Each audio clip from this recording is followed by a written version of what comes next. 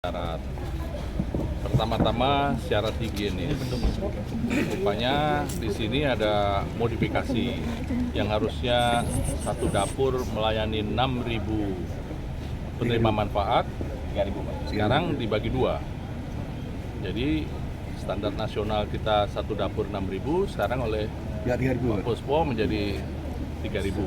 Memang Oh iya, per 3.000 ya, menjadi 3.000. Dari 6.000. Dari 6.000. 3.000 dari 6.000. 6.000 ya. Jadi ini sangat memenuhi syarat. Kemudian yang kami periksa juga adalah lantainya. Lantainya itu biasanya pakai lantai keramik, kemudian ada natnya, itu tidak boleh lagi. Ke depan lantainya harus tidak boleh ada natnya, karena nat itu nanti akan menjadi sumber mikroba. Nah, kemudian yang ketiga adalah setiap siapapun yang berkunjung, baik petugas dapurnya sendiri harus pakai masker, kemudian pakai penutup kepala, dan nanti suatu saat juga harus pakai baju khusus supaya benar-benar higienis. Nah, yang tadi sempat kami lihat adalah komposisi makanan. Komposisi dari sisi karbohidrat, kemudian dari sisi protein, dari sisi mineral. Nah, nanti dari ahli gizi juga akan memeriksa, tapi secara kasat mata itu sudah memenuhi. Nah, lain-lain nanti seperti dijelaskan oleh Bapak Kepala Badan Gizi, Menteri Kepala Badan Gizi sudah jelas sekali bahwa ini nanti akan menimbulkan diversifikasi pangan, karena semua bahan bakunya dari lokal.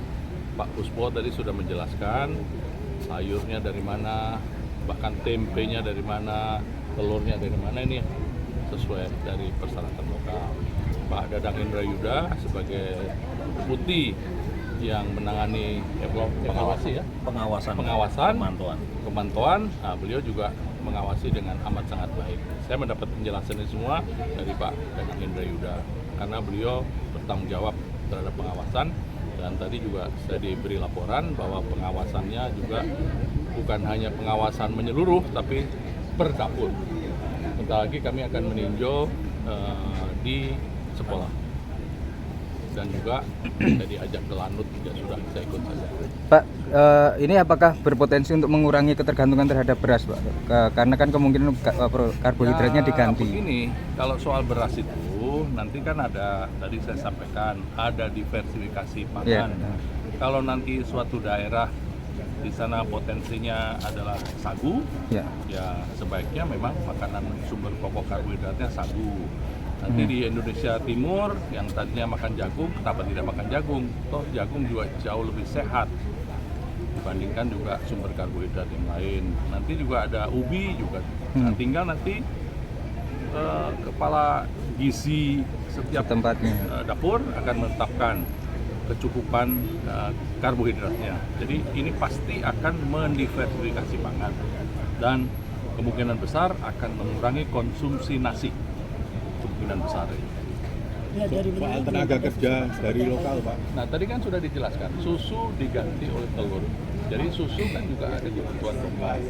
Nah, kalau nanti di daerahnya memang ada produksi susu sapi atau susu kambing, tentu kan ada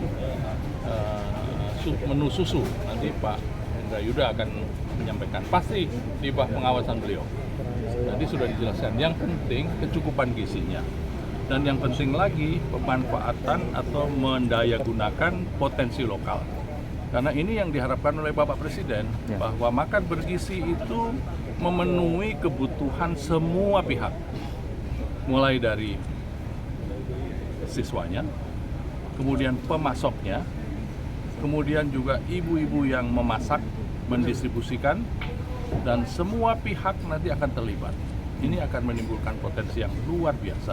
Karena itu Badan Perencanaan Pembangunan Nasional, Menteri Perencanaan Pembangunan Nasional juga terlibat sejak awal, sejak direncanakan sampai nanti kita juga akan memonitor secara keseluruhan, baik tadi dari sisi mikronya maupun makronya.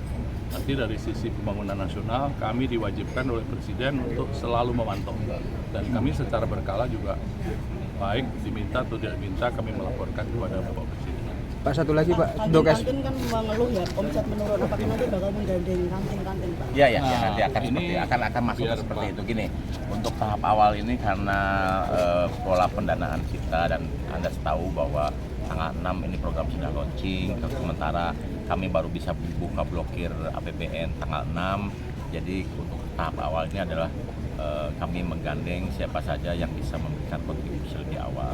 Tapi kami sedang usahakan agar dana APBN itu masuk lebih awal sehingga nanti ke depan tidak lagi ada pihak yang harus menangani dulu program ini dari awal, sehingga UMKM, para nanti pengusaha kantin, pengusaha warung tegal dan sebagainya bisa ikut terlibat di dalam program ke depan ya.